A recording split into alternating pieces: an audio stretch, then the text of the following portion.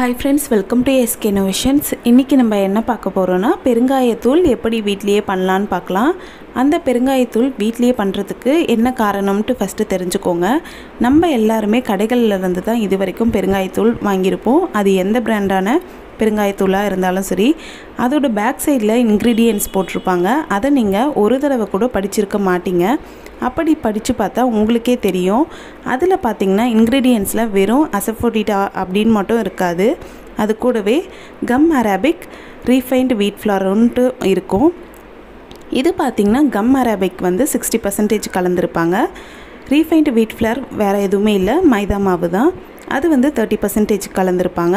கூடவே பெருங்காயத்தூளோ இல்லாட்டி பெருங்காயம் வாசனை தரக்கூடிய எசன்ஸோ வந்து 10% கலந்துருப்பாங்க. இப்படிப்பட்ட கெமிக்கல்ஸ்லாம் வந்து கலந்து நம்ம வந்து ஃபுட்டில் ஆட் பண்ணுமா? ஏன்னா பெருங்காயத்தூளில் அவ்வளோ நன்மைகள் இருக்குது. அந்த நன்மைக்காக நம்ம சேர்க்கும்போது இந்த மாதிரி கெமிக்கல்ஸ் யூஸ் பண்ணுறதுனால நம்ம கண்டிப்பாக அந்த நன்மையை அடையாமலே போயிடுவோம். இதில் சேர்க்கக்கூடிய கம் அரபிக் பார்த்திங்கன்னா கருவேல மரத்துலேருந்து வரக்கூடிய பிசினை வச்சு தான் செய்கிறாங்க.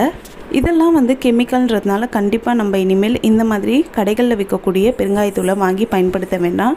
நம்ம வந்து வீட்லேயே ஆரோக்கியமான சுத்தமான பெருங்காயத்தூளை எப்படி செய்யலான்னு பார்க்கலாம்.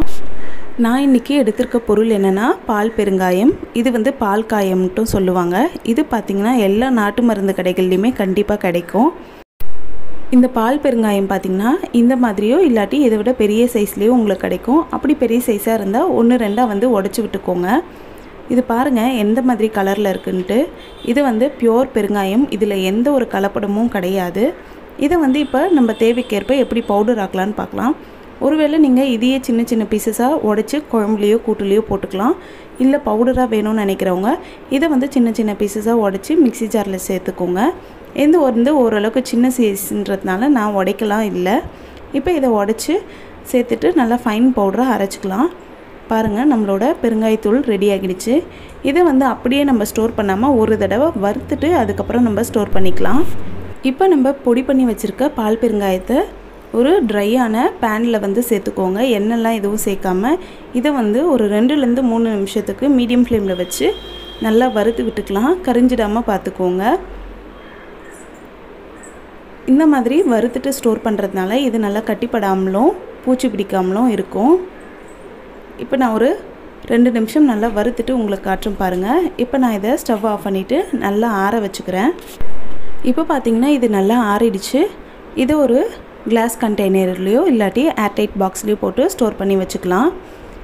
இந்த பெருங்காயத்தூள் பார்த்திங்கன்னா நீங்கள் கடைகளில் வாங்கக்கூடிய பெருங்காயத்தூள் 1/2 டீஸ்பூன் போட்டிங்கன்னா இது வந்து ஒரு 1/4 டீஸ்பூனோ இல்லாட்டி 1/4 டீஸ்பூனுக்கும் குறைவாகவே போட்டாலே போதும். சூப்பராக வந்து ஃப்ளேவர் நல்லா கொடுக்கும். அதே சமயம் உடம்புக்கு எந்த ஒரு கெடுதலையுமே கொடுக்காது. பெருங்காயத்தினால என்னென்ன நன்மைகள் கிடைக்குமோ அது எல்லாமே இந்த பெருங்காயத்தூளை சாப்பிடும்போது நமக்கு கண்டிப்பாக கிடைக்கும்.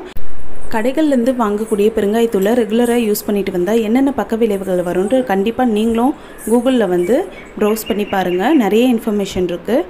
நான் வந்து வீடியோவில் அதிகமாக சொல்ல விரும்பல. எந்த பிராண்டையும் அந்த மாதிரி நான் குறிப்பிடவும் இல்லை.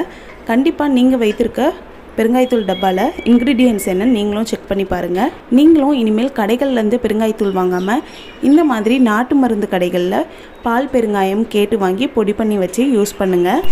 இந்த வீடியோ உங்களுக்கு பிடிச்சிருந்தால் லைக் பண்ணுங்கள், ஷேர் பண்ணுங்கள், கமெண்ட் பண்ணுங்கள். நம்ம சேனலை ஃபஸ்ட் டைம் பார்க்குறீங்கன்னா மறக்காமல் சப்ஸ்கிரைப் பண்ணுங்கள். தேங்க்ஸ் ஃபார் வாட்சிங் ஃப்ரெண்ட்ஸ்.